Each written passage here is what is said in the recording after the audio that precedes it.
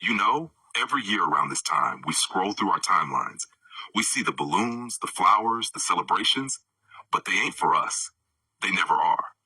Because Father's Day for too many men is just another reminder.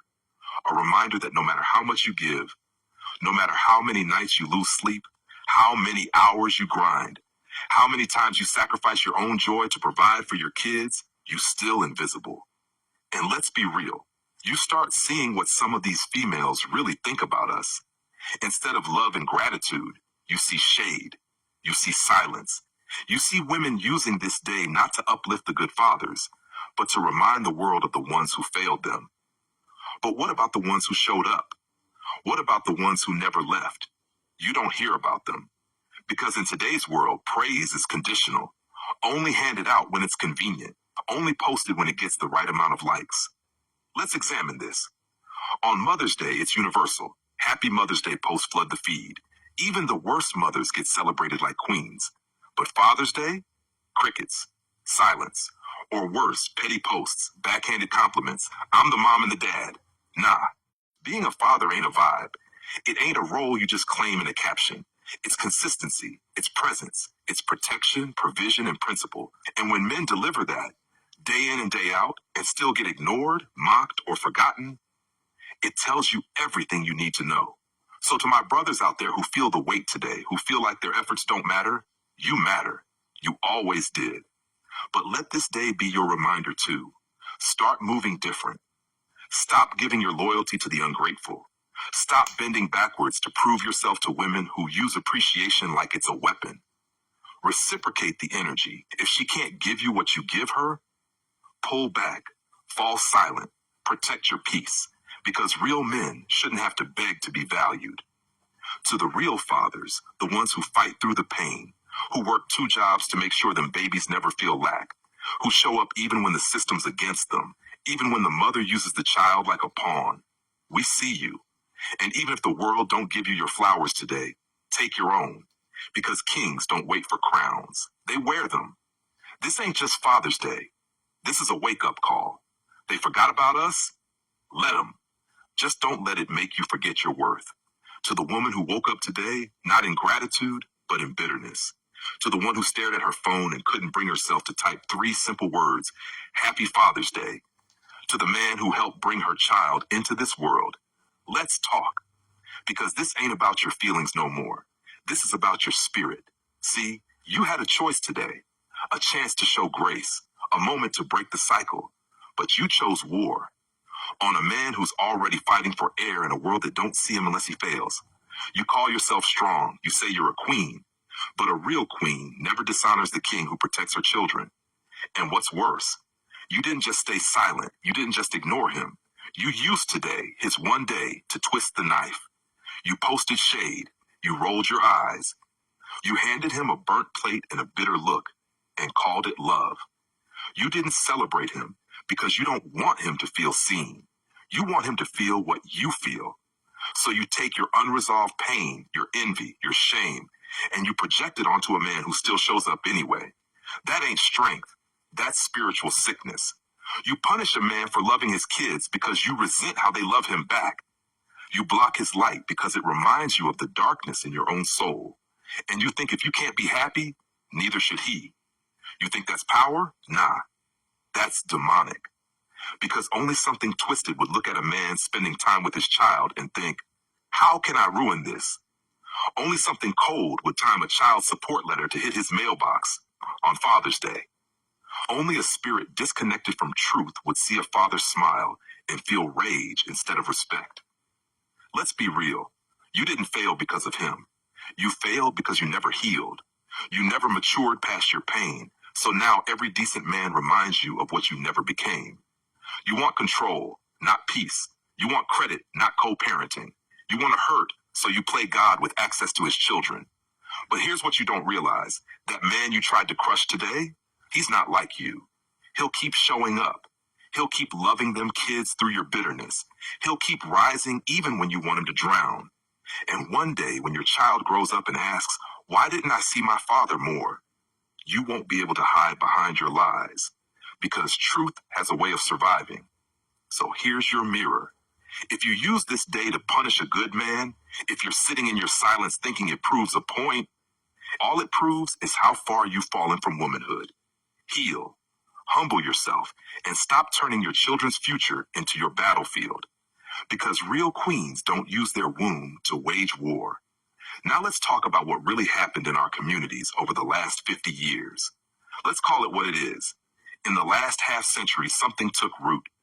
Something dressed in progress, but moving with poison. And truth be told, it wasn't always the system that did it. Sometimes it was the women. Not all, not every, but far too many. They were handed the pen, and they rewrote the role of womanhood, not with grace, but with grievance, not with strength, but with sabotage. And the community paid the price. Back in 1965, more than 80% of Black children were born into two-parent households. Today, that number has dropped below 30%. That didn't happen by accident. It happened by design, by incentive. The government said, we'll help you, but only if the man is gone. Section 8, WIC, cash assistance, housing subsidies. But to get it, you had to kick the man out the house. You had to break your own family. You had to replace the man with the state, and many did. They said, I don't need a man, I got a check. But what they really meant was, I don't want a man I can't control. And just like that, the father was erased. The roles were flipped. The queen became king, judge, and destroyer. And in place of community, we got chaos. The loudest women became the leaders. The disrespectful ones were called strong. The soft ones got mocked. And submission became a curse word. Boys grew up without blueprints. Girls grew up mimicking pain. And our neighborhoods turned into war zones where nobody wins. This ain't hate. This is a mirror. A mirror for the ones who use children as weapons, who use the court system as revenge, who keep chaos in rotation and call it female empowerment.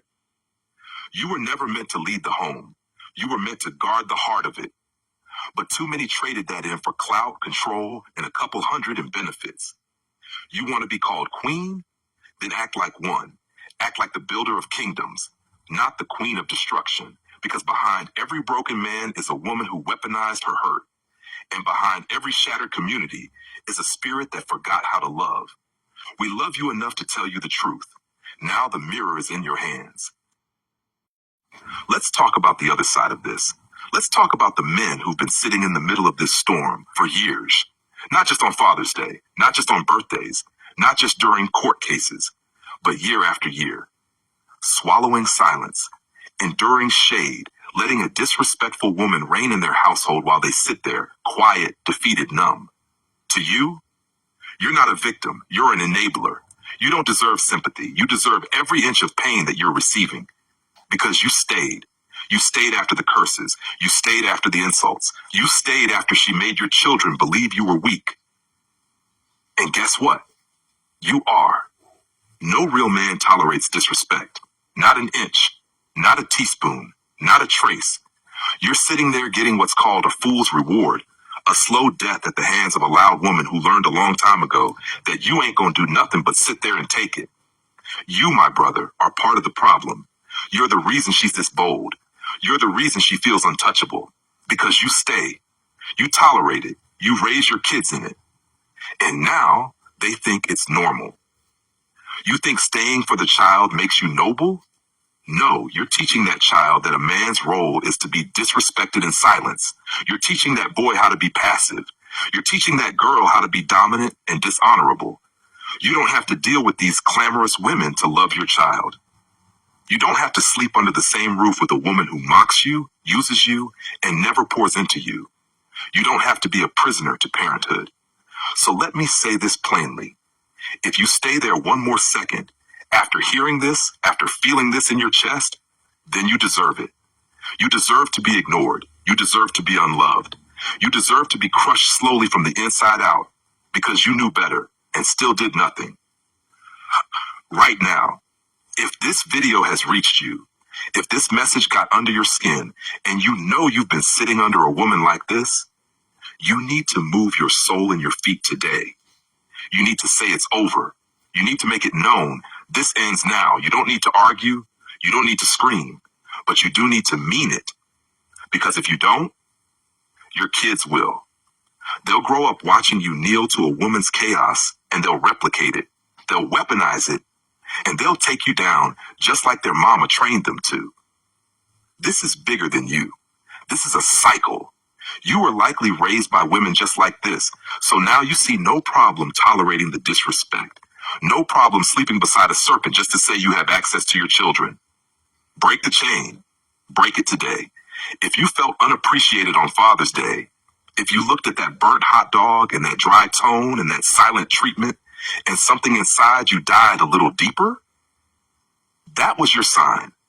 Get up, speak up, set boundaries, or live the rest of your life as a man who let the kingdom fall because he was too scared to stand in his own.